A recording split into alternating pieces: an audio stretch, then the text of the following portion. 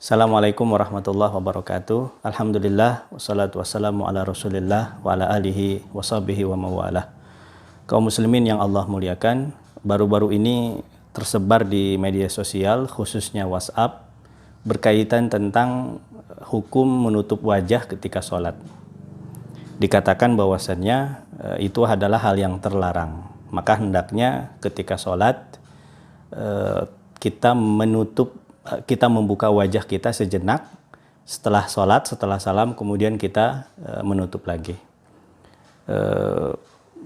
Hal ini dilandaskan dengan hadis Nabi SAW.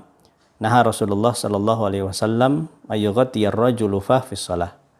Rasulullah SAW melarang seseorang menutup mulutnya ketika sholat. Hadis riwayat Abu Daud dan Ibnu Majah. Sebagian ada yang berpendapat hadis ini adalah dhaif, tapi sebagian ada yang berpendapat hadis ini adalah hasan. Apa hukum terlarang dalam konteks hadis ini? Secara hukum, Imam Nawawi menjelaskan, wa yukrahu ayyusalliyar rajulu mutalassiman ay mughattiyan fah biyadihi aw ghairiha wa yukrahu ayyadha yadahu ala fammihi fi shalah. Menutup mulut dan hidung atau menutup mulut saja dengan tangan atau yang lain ketika sholat dihukumi makruh. Meletakkan tangan pada mulutnya juga dihukumi makruh. Ini tercatat di dalam kitab Al-Majmu'.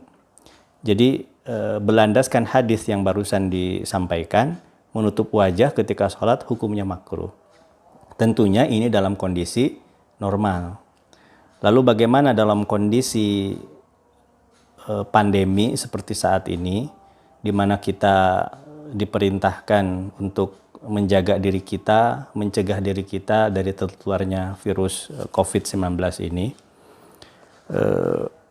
Dalam kondisi darurat, maka hal tersebut dibolehkan. Ini berlandaskan masih pendapat Imam An-Nawawi dalam kitab Al-Majmu', lanjutan daripada yang tadi.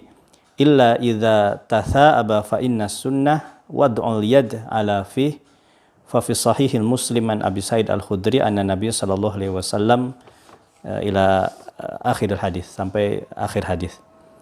Jadi kata Imam An-Nawawi, kecuali dalam kondisi menguap, maka disunnahkan untuk menyimpan tangannya di mulutnya, artinya di wajahnya. Karena Nabi SAW memerintahkan kita untuk menutup mulut kita ketika kita menguap supaya bisa tertahan, termasuk ketika sholat. Artinya dalam kondisi ingin menguap ketika sholat, maka hendaklah kita menutup wajah kita. Kalau dalam kondisi ini saja Imam Nawawi berpendapat hukum larangan menutup wajah itu menjadi tiada, maka dalam kondisi pandemi lebih diutamakan lagi. Artinya lebih dibolehkan lagi kita untuk menutup wajah kita. Terlebih ini kondisi darurat yang penyebaran virusnya sangat cepat sekali.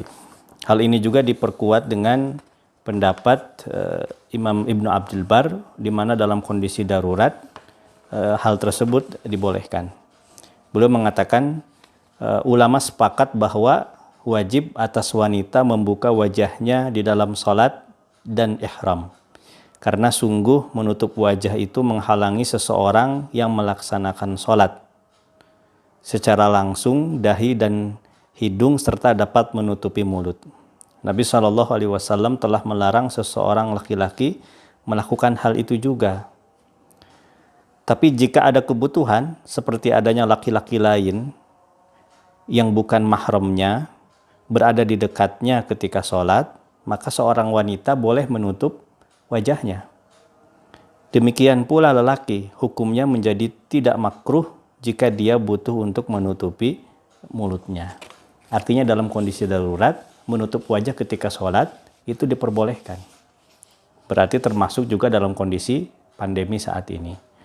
Dan kaidah mengatakan al-karahah tazulu bil hajah, bahwasanya hal-hal yang makruh itu menjadi terangkat seiring datangnya suatu kebutuhan.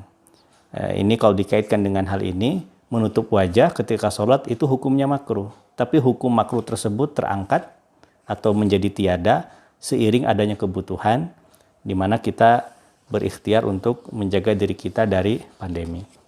Maka oleh sebab itu jangan ragu ketika sholat, apa hukumnya menutup wajah, diperbolehkan. Menggunakan masker dan tak lupa juga merenggangkan saf. Diutamakan memang dalam kondisi normal saf itu rapat.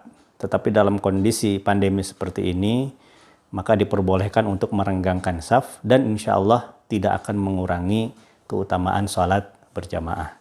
Maka maksimalkan ikhtiar kita dalam pencegahan wabah ini sehingga mudah-mudahan Allah melindungi kita dari mara bahaya, diri kita, keluarga kita, kerabat kita. Dan kita berdoa mudah-mudahan kondisi ini segera berlalu sehingga kita bisa melakukan aktivitas dengan cara normal kembali.